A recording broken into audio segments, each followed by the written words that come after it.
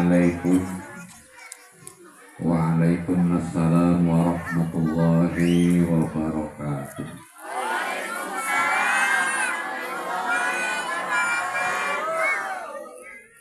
Alhamdulillahilladzi hadana li tariqil qawim wa faqqahana fi dinil mustaqim. Asyhadu an la ilaha illallah wahdahu la syarikalah. Sahadatan tuwassiluna ila jannatin na'im wa takunu sababan linadri liwajhil karim. Wa asyhadu anna Muhammadan abduhu wa rasuluhu sayyidus sanadul azim.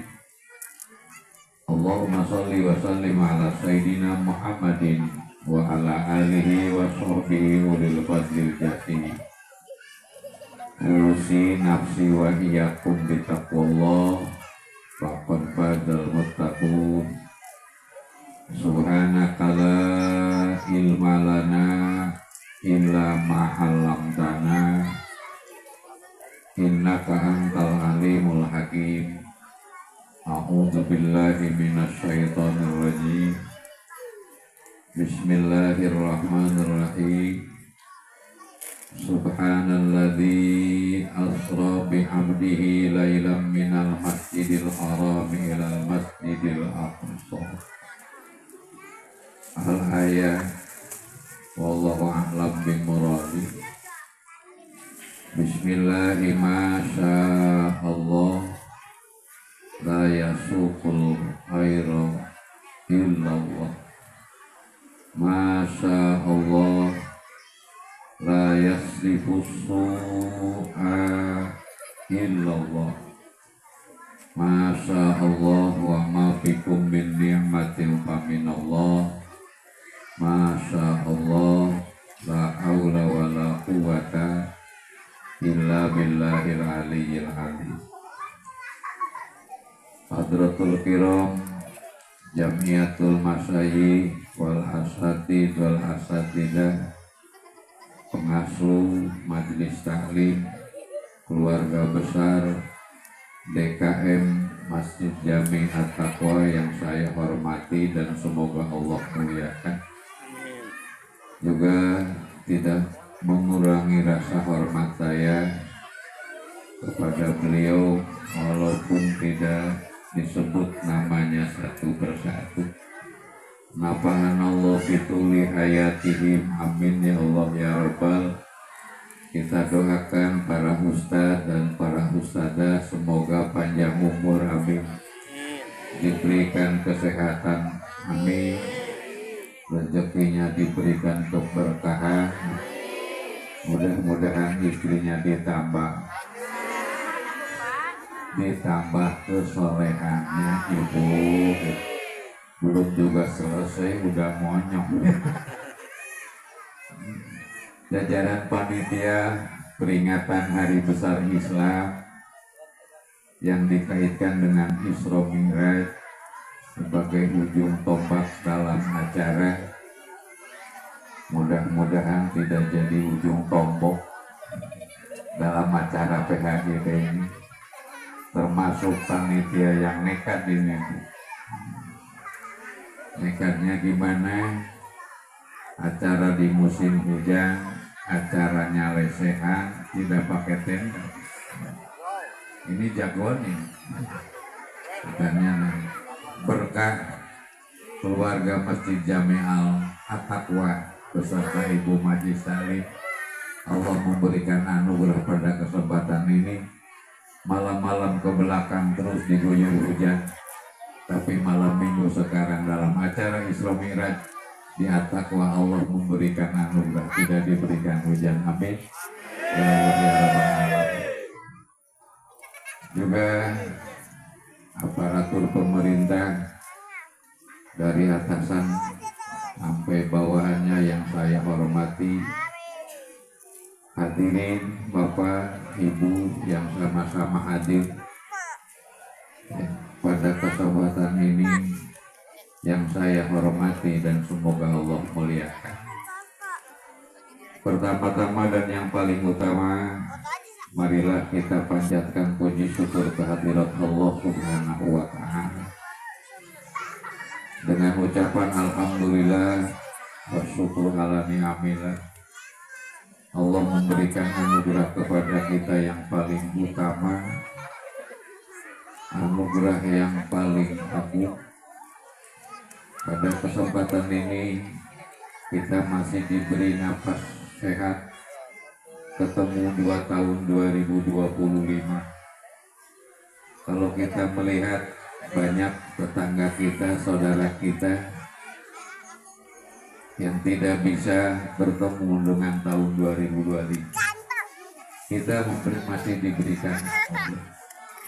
Makanya nikmat Allah berikan pada kesempatan ini yang sungguh mulia, masih diberi nafas, masih diberi umur sampai ketemu 2025, sampai ketemu bulan Rajab. Semoga doa kita ada dalam hijabah Allah Subhanahu wa Ta'ala. Tiap masjid, tiap majlis kami, majlis tahlil, selalu didengungkan panjatan-panjatan doa kepada Allah dengan doa yang favorit. Allahumma barik lana. Mudah-mudahan jadi tanda sebagian mahabbah rasa cinta kita kepada baginda Rasulullah Sallallahu Alaihi. Salawatnya jangan yang susah-susah, yang semuanya pasti hafal. Salatullah salamullah ala taha rasulillah. Salatullah salamullah habibillah tawassalna bismillah wa biladi rasulillah wa kulli mujahidin lillah bi ahlil badri ya Allah. Salatullah ya Allah ya Rabb. Malam ini hamba-Mu bersalawat kepada baginda Rasulullah Sallallahu Alaihi Wasallam. Panjangkan umurnya ya Allah, berkahi rezekinya, jadikan putra putrinya yang saleh.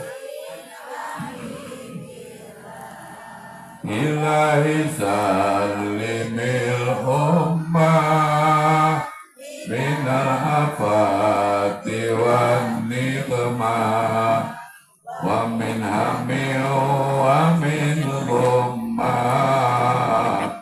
ya lil badri ya Allah. Salatullah ya Rabb, hamba-Mu yang bersalawat pada malam ini, jadikan umat Rasulullah nanti di yaumil kiamat. Selamatkan ya Allah dari siksa-Mu, tempatkan ya Allah di surga-Mu yang mulia. Ala Yasin.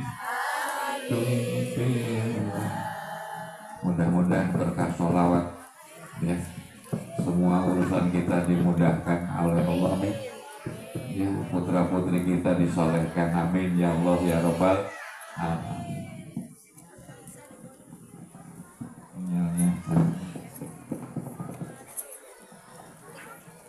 Ibu mohon maaf yang sebesar-besarnya, dan Bapak yang sama hati kalau pembicaraan saya pada malam hari ini kurang berkenan. Biasanya ibu nyarios teh bahasa Sunda ya. Hari ini kudu bahasa Indonesia, sebab dari bahasa Sunda mah beugeuh beda jeung bahasa Indonesia. Aya bahasa Sunda nu biasa di bahasa Indonesia, tapi setiap bahasa Indonesia pasti bisa di bahasa Sunda. Tapi bahasa Sunda tidak semuanya bahasa Sunda yang bisa diterjemahkan ke bahasa Indonesia. Terus bu, oke orang Sunda mah beunghar bahasa. Aya budak museup disusukan, tempo useup pakara keclok, celom kunyunyut, angkat gurawil. sok bahasa Indonesia na kumaha Bu? Kurang Sunda Bu. Tapi mudah-mudahan Bu ya, andai kata keceletot ya Bu ya, nggak apa-apa pakai bahasa Sunda Bu ya. Alhamdulillah. Mohon maaf yang sebesar-besarnya. Pada malam hari ini kita bertemu alhamdulillah dalam acara Isra Mi'raj, dalam acara silaturahmi. Mudah-mudahan apa yang digarisbawahi oleh baginda Rasulullah Shallallahu Alaihi Wasallam, hikmah dibalik silaturahmi, kata Rasul, yang pertama akan dipanjangkan umur, yang kedua akan dimudahkan segala rezekinya. Amin ya Allah ya Rabbal.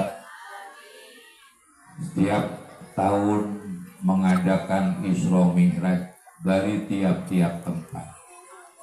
Ada apa di balik Isra wal Mi'raj baginda Rasulullah Shallallahu Alaihi Wasallam?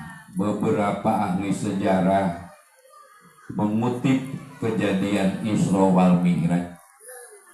Ada yang berpendapat bahwa Isra Mi'raj itu terjadinya karena perselisihan langit dan bumi. Kata bumi, lebih baik bumi daripada langit. Kata langit, lebih indah langit ketimbang bumi. Bumi punya dalil. Dalilnya kalau di bumi itu indah, ada laut, ada gunung. Orang tinggal di tepi pantai begitu indah melihat gunung. Orang yang tinggal di gunung rindu melihat pantai. Itu keindahan bumi. Sementara langit tidak punya. Kata langit, bumi gak bakalan indah kalau tidak disinari oleh matahari dan bulan. Betul? Indahnya pagi hari karena matahari, indahnya malam hari karena ada bulan purnama. Kalau matahari dan bulan purnama adanya di mana? Di langit. Maka menanglah langit. Terus bumi berdalih. Kalau di bumi kita itu punya Ka'bah, tempat tawafnya orang-orang selalu beribadah tiap hari, tiap detik. Tidak ada Baitullah yang kosong dari orang-orang yang bertawaf dan beribadah kepada Allah. Itu makanya lebih baik bumi ketimbang langit. Kata langit, kalau di bumi ada Ka'bah kecil, di langit ada Baitul Ma'mur. Kalau Baitul Ma'mur itu tempat tawafnya para malaikat yang tidak pernah kosong. Baitul Ma'mur dari tawafnya para malaikat. Kalau di bumi manusia yang tawaf asal punya duit, betul nggak? Betul. Jablay punya duit bisa tawaf? Bisa, asal punya duit.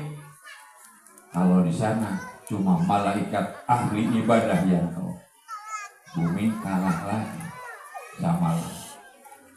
Terus bumi berdalih, wahai langit, di kami, kata bumi, ada sayyidul makhlukat, ada hamba Allah yang paling mulia di antara sekian banyak para makhluk Allah. Kata bumi, di bumi ada Muhammad Rasulullah Sallallahu Alaihi Wasallam.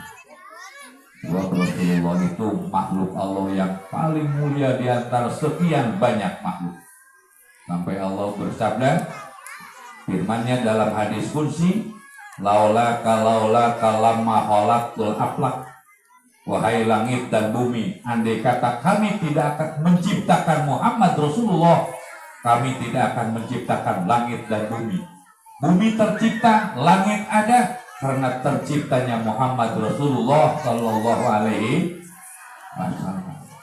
Di saat bumi berdalih, mulia bumi ketimbang langit karena di bumi ada Muhammad Rasulullah Sallallahu Alaihi Wasallam, maka langit tidak punya dalih lagi untuk lebih mulia ketimbang bumi.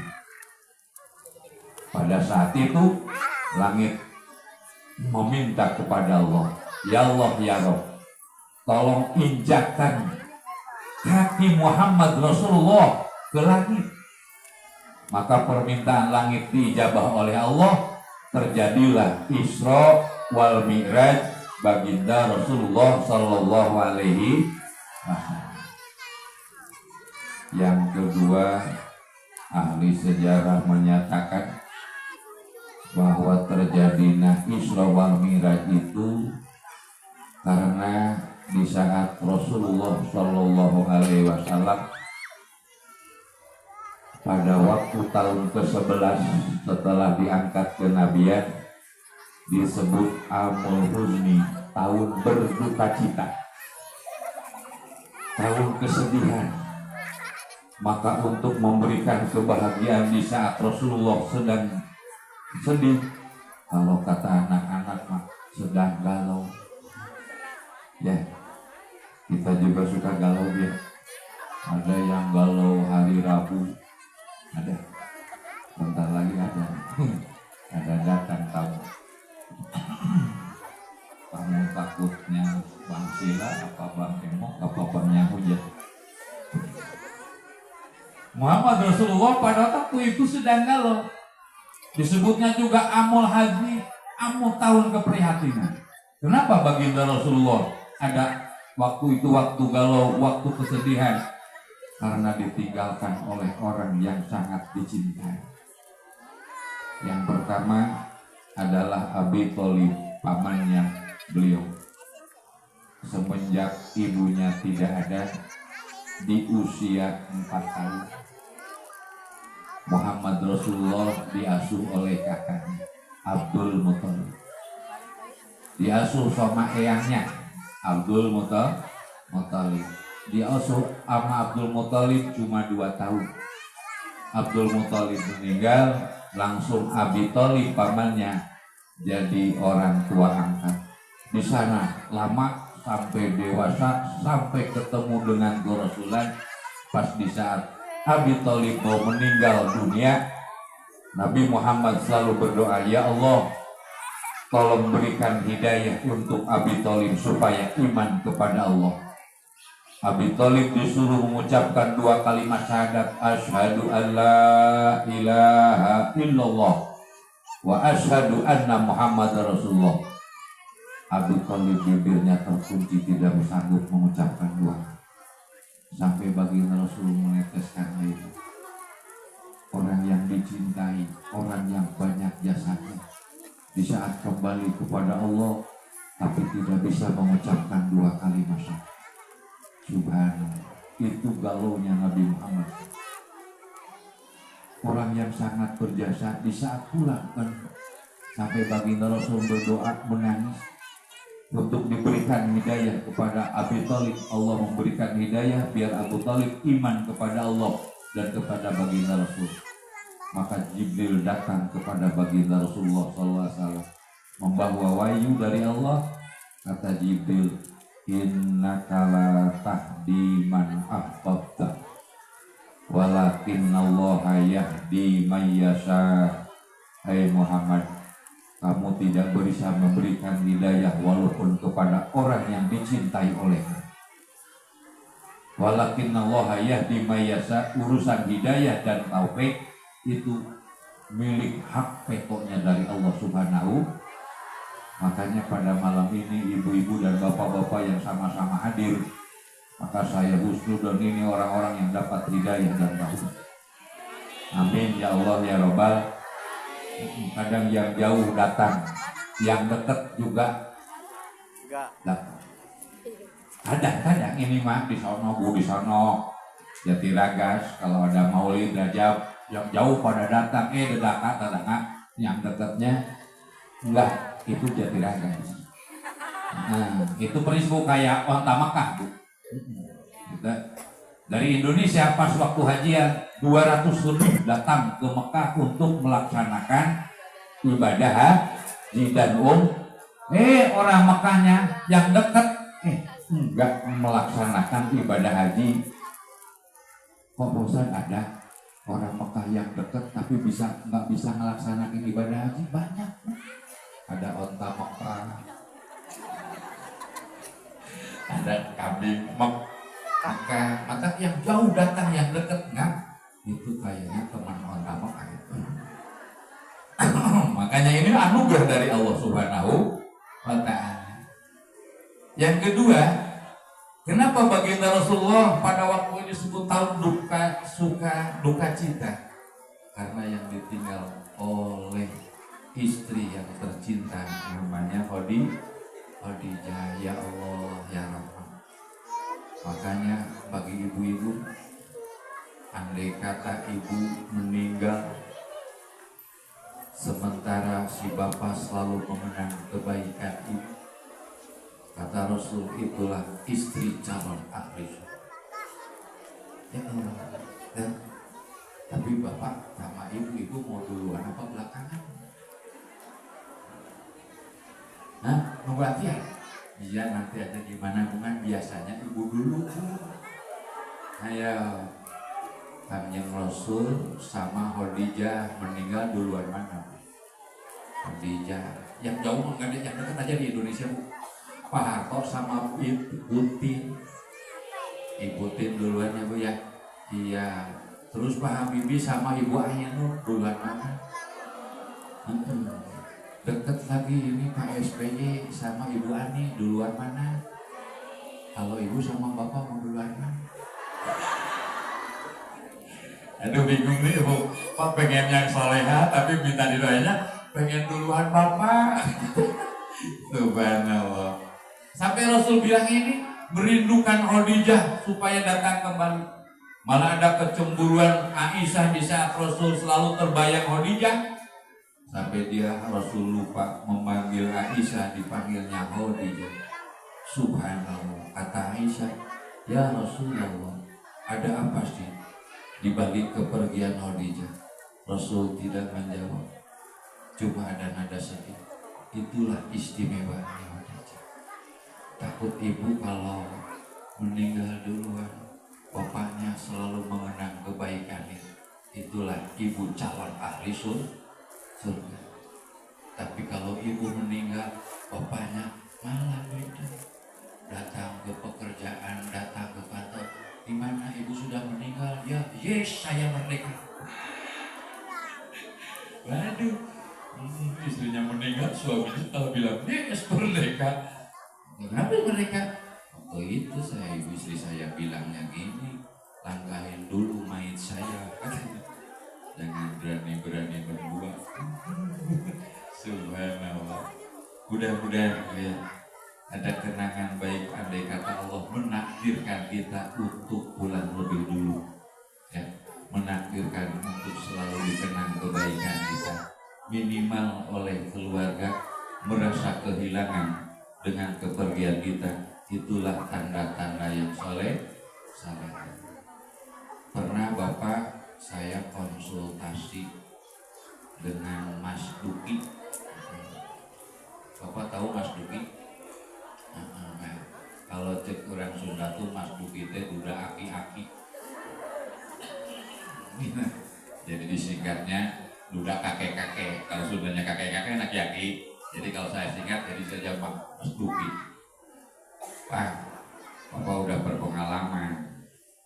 Pernah ditinggal sama ibu, pernah ditinggal sama bapak, malah bapak pernah ditinggal mati sama anak. Terus bapak pernah ditinggal sama ibu. Di antara sekian banyak orang-orang yang dicintai sama bapak, mana yang lebih menyakitkan? Kata Mas Duki tidak bisa menjawab. Saya mau nangis. Pak Ustadz, nanyanya sungguh menyakitkan. Kok menyakitkan? Ya tidak ada yang paling sedih kecuali ditinggal sama istri. Itu kata Mas Idik juga gitu ya. Bang Idik juga bilang gitu.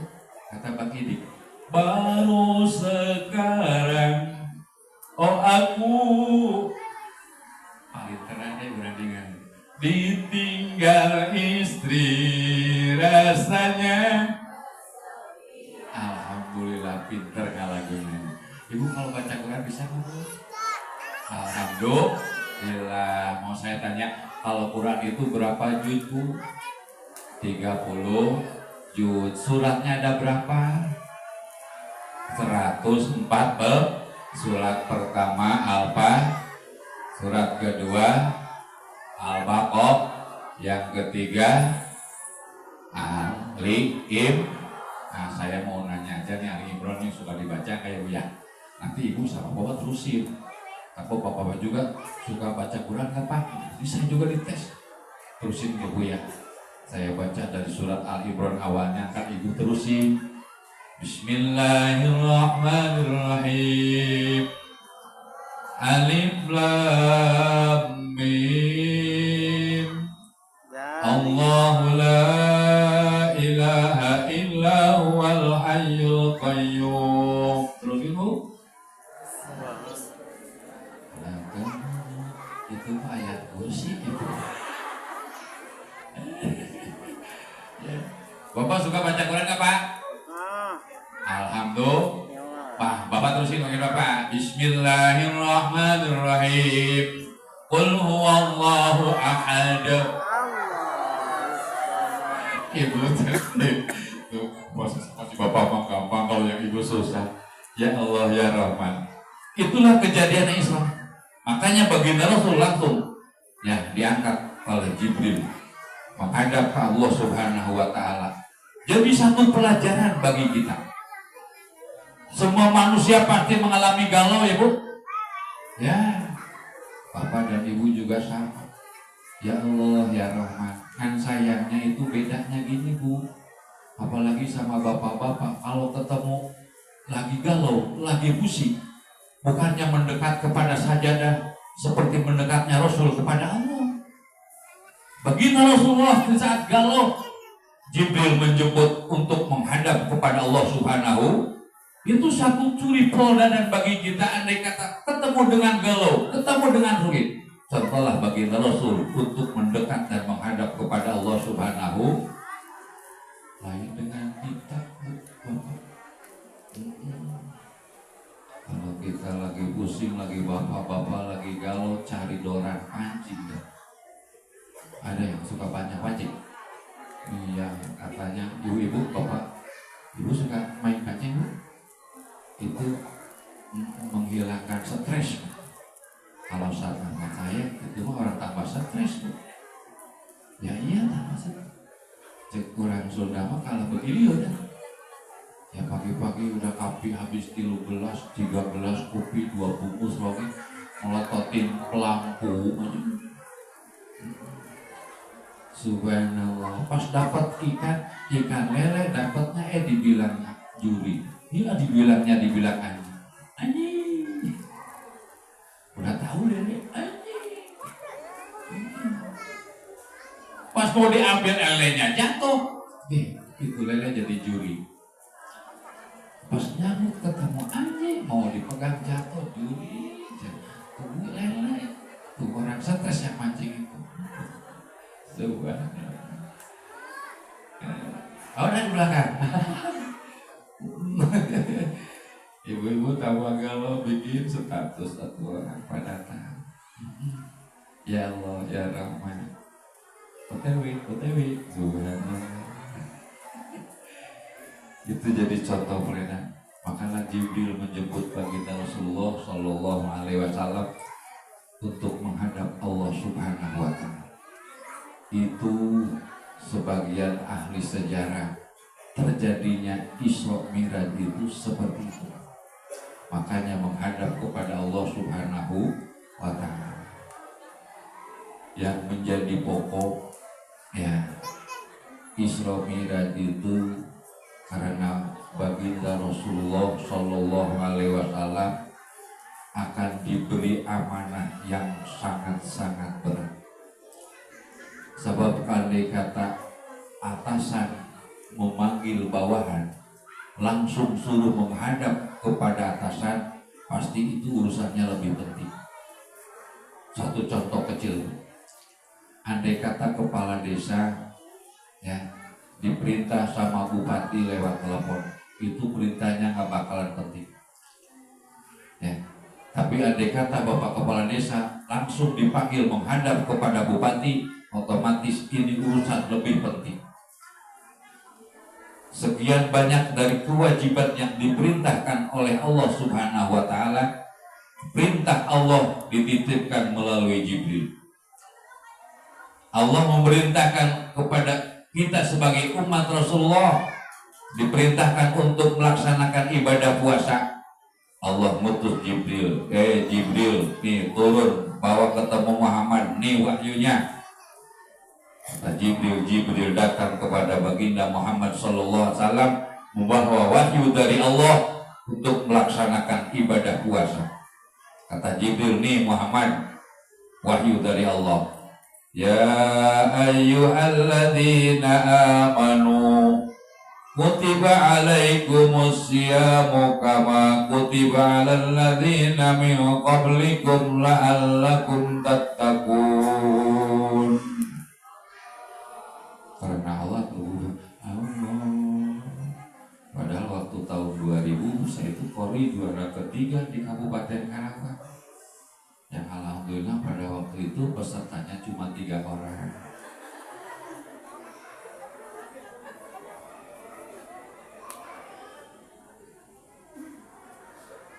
Di saat Allah memerintahkan kepada Nabi Muhammad umatnya supaya melaksanakan ibadah haji, Allah merintahkan Jibril turun temui Muhammad, bahwa Muhammad suruh melaksanakan ibadah haji dan umatnya yang mampu untuk melaksanakan ibadah haji. Jibril turun membawa wahyu dari Allah ketemu Muhammad. Hei Muhammad, Allah memerintahkan untuk melaksanakan ibadah haji. Kata Jibril, walillahi 'alan nasi hijjul baita man istata'a ilaihi sabila. Allah. Tapi di saat Allah mau memerintahkan sholat kepada Nabi Muhammad dan segenap umatnya, kata Allah, Jibril tolong jemput Muhammad untuk menghadap kepada kami, kata Allah.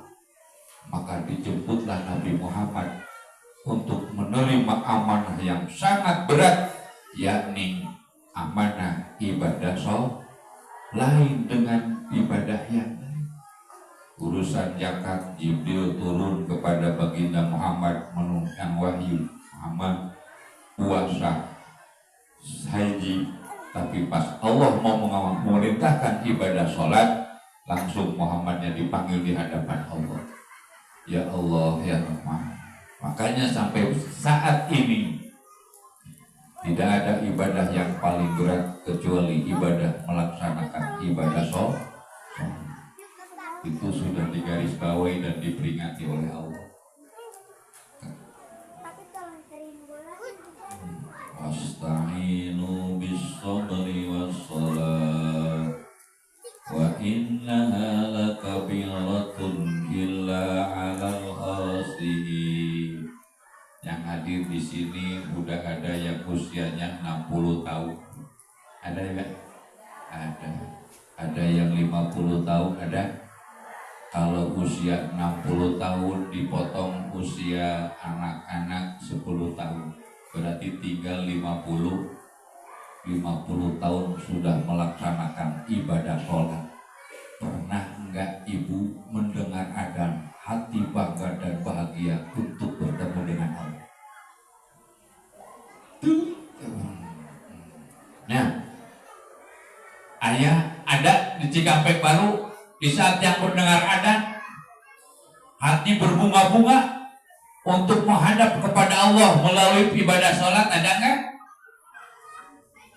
Bisa. Kurang sudah. Ayah nu bunga tuh mun ngadenge adzan. Ayah nama saking protes. Sholatnya mah kapan? Yang adzan kakek-kakek ini diprotes. Adzan jelek diprotes. Dan yang cakep baru dipuji, ke masjidnya enggak. Allahu Akbar, Allahu Akbar. Nah ini baru ada. Cuma ngomong itu, ke masjidnya enggak datang. Tapi kakek-kakek yang ada, Allahu Akbar. Aduh tuh kayak udah bengek mah udah, jangan ada. Takut mati loh. Ke masjidnya mah enggak. Lagi ada mau marahin lagi, datang ke masjid Mau marahin yang ada gara-gara adanya nyasar. Pas lain ada nyambut. Hayya 'alas shalah.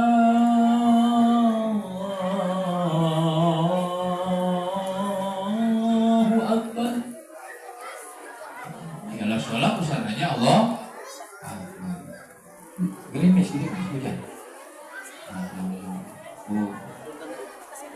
Berarti kalau gerimis itu jangan lama-lama dah. Mangga. Cari pelindungan juga. Balik Bu. Boleh di sini boleh. Mudah-mudahan. Boleh di sini boleh. Katanya tersambut kayaknya. Boleh di sini boleh. Di sini juga boleh. Saking beratnya ini amanah dari Allah, perintah Allah, urusan ibadah sholat. Maka kenapa sebagian orang Islam Nahdlatul Ulama setiap bulan Rajab ketemu bulan Rajab suka memperingati Isra wal Mi'raj baginda Rasulullah sallallahu alaihi tiada lain dan tiada bukan. Ini sesuai dengan tema ya, memperbaiki kualitas ibadah sholat. Sebab sholat adalah pokoknya dari sekian banyak ibadah kata Rasul. Ibadah yang lain bagaikan cabang, tapi sholat bagian pohon. Tidak mungkin ada cabang kalau tidak ada pohon. Betul Ibu? Ayat cabang mati karena ada pohon, pohonnya tidak ada mati pasti cabangnya juga. Andai kata sholatnya sudah tidak beres, amal yang banyak sebanyak apapun pasti akan sia-sia, tidak berguna.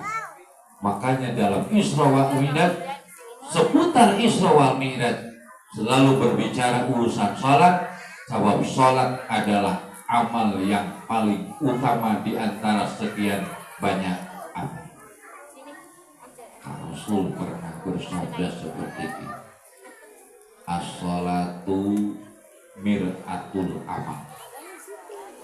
Andai kata seseorang melihat kebaikan orang lain, menilai ibadah orang lain, kata Rasul, lihatlah sembahyang.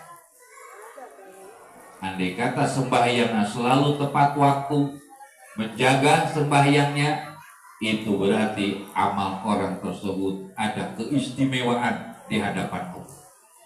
Maka Allah perintahkan, hafizu 'alas sholawati was sholatil wusta. Nitip tolong jaga sholat. Atau Allah bilang jaga sholat. Hiji menjaga dari segi pakaianmu. Dulu yang namanya mukena buat ibu-ibu ya, itu satu warna ya Bu ya. Pasti mukenanya itu Bu putih. Sekarang kayak patlot gambar Bu. Yang merah ada, yang hijau, pelangi. Saya bilang ya nggak apa-apa, boleh saja.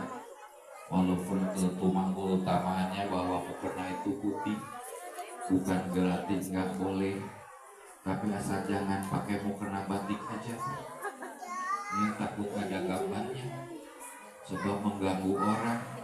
Ibu-ibu terawih berjamaah, depannya ada gambar batik, pas di gambar batik ada gambar burung. Allahu Akbar. Pas burungnya kena jahitan, kepalanya nggak ada. Kok burung bisa hidup ya nggak ada kepalanya? Allahu Akbar. Dari awal sampai akhir selalu merhatikan batik di depan. Yang paling saya ngeri kalau bapak-bapak sembahyang tidak dijaga pakaiannya. Kalau kayak orang nggak punya pakaian lagi, pas masuk masjid saya berani sholat pakai kaos. Di tulisan kaos di belakangnya coblos nomor 2. Pas makmum di belakangnya pendukung nomor 1. Pasti marah. Saya mau bakal nomor 2. Di saat di depannya coblos nomor 1, makmum di belakang pendukung nomor 2. Pas lihat Allahu Akbar, lihat coblos nomor 1. Kata makmum di belakang, Subhanallah, kayak nggak ada pakaian lagi. Sebab di saat waktu sholat kita menghadap kepada Rasulullah, kita menghadap kepada Allah Subhanahu wa Ta'ala. Kita uruk salam kepada baginda Rasulullah sehari semalam. Bagi orang yang malas itu 9 kali ketemu dalam waktu-waktu tahiyat. Tahiyat itu di antara sholat yang 5 waktu ada 9 ya Bu. Semuanya 2 kecuali subuh. Kalau subuh kan cuma 1. Ibu itu waktu sholat menghadap baginda Rasulullah SAW. Di saat ibu waktu membaca At-tahiyatul mubarakatus sholawatut thayyibah Assalamu alaika ayyuhan, berarti ibu mengucapkan salam kepada baginda Rasulullah. Itu khusus kepada baginda Rasulullah. Assalamu alaika ayyuhan nabiyyu. Andai kata ibu menghadap kepada baginda Rasulullah, layaknya seperti apa? Ibu mau kondangan semuanya dipakai, biar terlihat orang baik, biar kelihatannya juga segala yang Pak bagus-bagus. Itu buat kondangan Bu. Apalagi kita menghadap kepada baginda Rasulullah. Layak kalau Bapak menghadap baginda Rasulullah cukup dengan kaos oblong. Layak enggak Bapak menghadap kepada Allah cukup dengan kaos partai? Maka kita mau salat menghadap kepada baginda Rasulullah dengan ucapan Assalamu alaika ayyuhan nabiyyu wa rahmatullahi.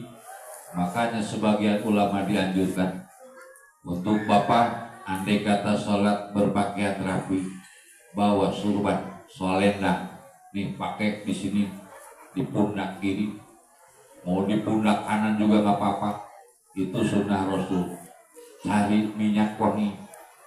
Kita mau menghadap kepada Allah Subhanahu, layaknya seperti apa kita menghadap kepada baginda Rasul dan kepada Allah. Di mana waktu menghadap kepada Allah? Di saat Bapak dan Ibu mengucapkan surat Al-Fatihah, Iyyaka na'budu wa iyyaka nasta'in, hanya kepadamu ya Allah aku beribadah, hanya kepadamu ya Allah aku meminta pertolongan. Subhanallah. Makanya dalam kategori ibadah sholat semuanya ada di sana. Ya Allah, ya Rabb, tidak ada bacaan yang lebih baik dan lebih indah, juga lebih banyak pahalanya di hadapan Allah kecuali bacaan yang ada dalam sholat. Bapak dan Ibu kalau habis sholat suka beringat, suka aurat, suka baca tasbih. Subhanallah, subhanallah, subhanallah. Satu kali dibaca subhanallah akan tercatat 10 kebaikan. Kalau 33 berarti kali 10 ya Bu ya. Tapi di saat Ibu membaca tasbih dalam sholat, subhanallahiyal azimi wa bihamdi. Waktu tasbih di saat apa itu Bu? Di saat ruku. Ibu baca tasbih dalam waktu sujud, bacanya gimana tasbihnya Bu? Subhana rabbiyal a'la wa bihamdi. Allah akan beri kebaikan atau pahala satu tasbih 100 kali lipat. Tapi Ibu baca tasbih di luar sholat, satu tasbih dibalas 10 kali lipat. Semua bacaan yang ada dalam sholat. Makanya perbanyak. Kalau kita lagi sholat sunat, Ibu baca tasbihnya jangan 3 aja, 3 kapan naiknya? Subhana rabbiyal azimi wa bihamdi. Baca dong lebih dari 3. Innallaha yuhibbul witro. Andai kata lagi tenang, kita lagi gak banyak kerjaan, baca tasbihnya setiap ruku baca 7. Masih ada kesempatan kuat, setiap sujud juga baca 11. itu kalau dibaca 3 adnal amal kata fuqaha itu paling sedikit kesempurnaan itu emang 3. Andai kata kita waktunya selesai tenang untuk sholat sendiri, sholat sunat, kita ngejar kebaikan 1 berbanding 100 kali lipat. Subhanallah, subhana rabbiyal a'la wa bihamdihi. Ya Allah, ya Rahman, kadang-kadang saya juga suka kelas tuh. Waktu pas ketemu jarang, lihat orang sholat di Masjidil Haram, pas sholat bawa tasbih yang 3-3. Pas mau ruku tasbih dikeluarin, ruku subhana rabbiyal azim, pakai tasbih. Kalau kita rukunya lama-lama, sami Allahu liman hamidah, langsung jatuh kita ya. Lama-lama pingsan. Makanya mengejar itu. Ayat Quran ibu baca di luar sholat, kebaikannya 1 ayat dikali 10. Tapi Quran andai kata bapak dan ibu dibaca dalam waktu sholat, 1 berbanding 100. Maka saya selalu mengajarkan, ini kalau sholat sendiri beda dengan imam. Kalau imam dikondisikan melihat makmum. Kalau makmumnya setuju suratnya panjang, oke, baca panjang. Kalau makmumnya nggak setuju, baca aja surat langganan. Ada surat langganan Bu ya? Ada apa Bu? Surat langganan itu apa? Kul ya, kul. Terus langganan ya kan? Kata ibu mah nggak bisa yang panjang-panjang. Saya juga nggak sama Bu. Tapi biar bacaannya banyak, kadang-kadang dibacanya 2 kali, kadang-kadang baca 3 kali. Kalau saya suruh baca Waqiah nggak ketahuan. Yasin paling 3 ayat ya ketahuan. Tapi biar banyak bacaannya, kadang-kadang kuliah mau baca 3 kali. Ya ayyuhal kafiruna la a'budu ma ta'budu. Habis baca lagi. Habis kelar baca lagi kuliah. Tarokat keduanya kulhunya putar lagi baca 3 kali. Jadi biar banyak bacaan. Ini kalau ada kesempatan dalam waktu yang tenang, tidak disibukkan, biar bapak sholat sendiri itu mengejar kebaikan 1 berbanding 100. Makanya orang kadang-kadang habis sholat suka wiridan subhanallah, subhanallah, subhanallah. Pas waktu sholat subhanallah, astagfirullahaladzim, kayak ayam macok pakan aja. Ya Allah, kita ubah. Kata Allah, hafizu ala salawati wa salati wusta. Tolong jaga pakaiannya, jaga pelaksanaannya. Subhanallah. Di sini kalau berjamaah tetap mana Rasul untuk menganjurkan jangan tinggalkan berjamaah untuk bapak-bapak. Sebab berjamaah 1 berbanding 27. Bapak sembahyang sendiri cuma dikasih 1 martabat di hadapan. Tapi bapak ikut berjamaah 1 kali sholat 27 kali lipat dibanding sholat. Soalnya hikmah di balik berjamaah Bu. Kalau di Cikampek Baru di sini suka ada tahlilan nggak Bu? Ada ya Bu ya? Iya. Saya sambil tiraga suami untuk tahlilan. Suka dikasih berkat bingkisan Bu? Dikasih apa ya? Ada kresek dalamnya, ada kue, ada sarimi, ya. Ada susu. Itu kan ketergantungan banyaknya yang ikut tahlilan, tergantung gimana berkatnya Bu. Ini di sana. Kalau berkatnya banyak, pasti yang hadirnya juga. Kalau berkatnya sedikit, yang hadirnya juga sedikit. Jadi itu karena tadi contohan tentang Ustaz betul ya. Tadi mangageuy kumpul jangan nunggutan. Jangan. Itu hikmahnya Bu. Bapak yang suka tahlil ikut riungan. Kalau tahlil disuruh untuk sholat sendiri-sendiri nggak bakal ada yang datang Pak. Saya di sana juga suka mimpin tahlil. Orang yang ikut tahlil bacanya nggak bener semua Pak. Ya. Subhanallah. Bacaannya nggak bakal bener semua. Ada waktu pas imam pemimpin tahlil baca ayat kursi, ada yang diem aja makmumnya. Pas di saat ada yang memimpin tahlil baca ayat kursi, pas yang jamaahnya ada yang kayak dukun ada, cuma mulutnya aja punya saya dengarnya aja. Ya. Pas waktu amin narik aminnya kenceng, amin. Dan berkat mau datang, aminnya baru dikencengin. Subhanallah.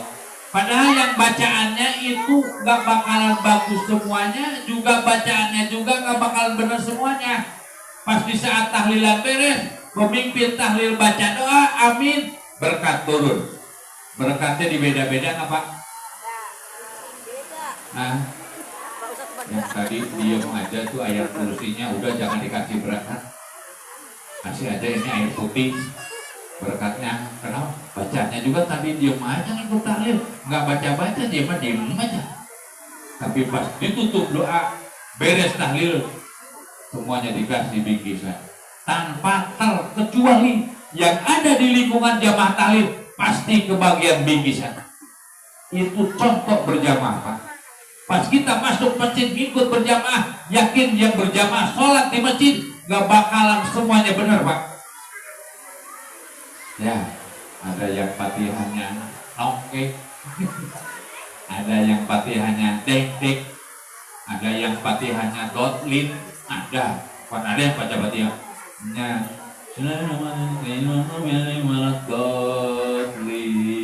dotlin, kata saya dotlin itu mah bukan fatihah.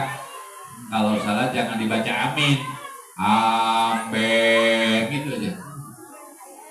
Karena hikmah dibalik berjamaah pasti semuanya kebagian. Itu hikmah dibalik sholat berjamaah. Kita itu bagaikan pisang dalam satu tangkai. Andai kata dalam satu tangkai pisang dari atas tuh yang sampai bawah, pasti kalau dijual satu tangkai pisang, yang kecil, yang besar, yang ada di ujung sekalipun, kata orang Sunda mah Bu Titi, andai kata dijual satu tuluyan, satu tangkai, harganya semua itu berjamaah. Tapi andai kata pisang kita kupas satu-satu, satu sisir, bagaimana nasib pisang yang paling bawah? Hah? Paling untuk buat tambahnya itu. Kalau nggak buat tambahnya paling dibuang tong sampah. Orang masuk masjid gak bakalan semuanya benar bacaannya. Ibu masuk majlis talim sama-sama baca yasin, yakin gak bakalan semuanya benar itu yasinnya. Tapi karena ngikut berjamaah semuanya dapat kebaikan yang sama. Itu satu contoh tadi. Kita dapat riungan tahlilan, pas bubar tahlilan beres tutup doa, Sohibul Bait bagi kasih bingkisan, mau bacaannya yang jelek, mau bacaannya yang bagus, mau yang nggak baca juga, pasti semuanya ke Nabi Ihsan. Itu hikmah dibalik Tapi kalau sudah sendiri-sendiri, subhanallah. Makanya saya kan Masjid At-Taqwa Sijadut kasih tempat buat kita semua majlis taklim ibu-ibu. Kita nggak bisa apa-apa, kita ngikut terus. Pasti dalam satu jamaah Allah memberikan rahmat dan ampunan pada semua yang hadir pada itu jamaah. Itu hikmah di balik Isra wal Mi'raj bagi Rasulullah Shallallahu Alaihi Wasallam. Mudah-mudahan jemaah semua yang hadir pada malam hari ini Allah tidak membeda-bedakan, semuanya Allah sama dalam niat kita thalabul ilmi, dalam niat kita silaturahmi. Sebab yakin hikmah silaturahmi ilmi dan hikmah silaturahmi saya pernah rasakan.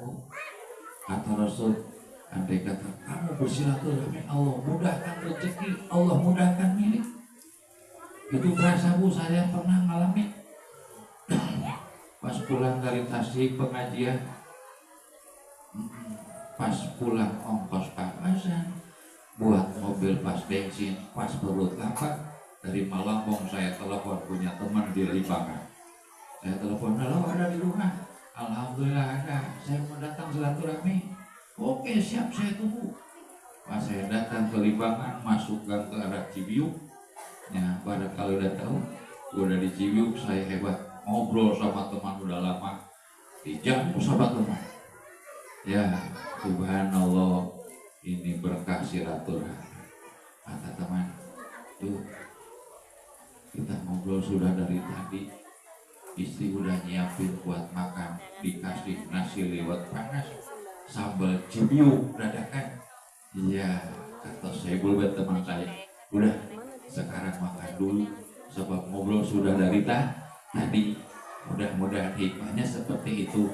Saya ngobrol sudah dari tadi, kita tunggu makannya. Assalamualaikum warahmatullahi wabarakatuh.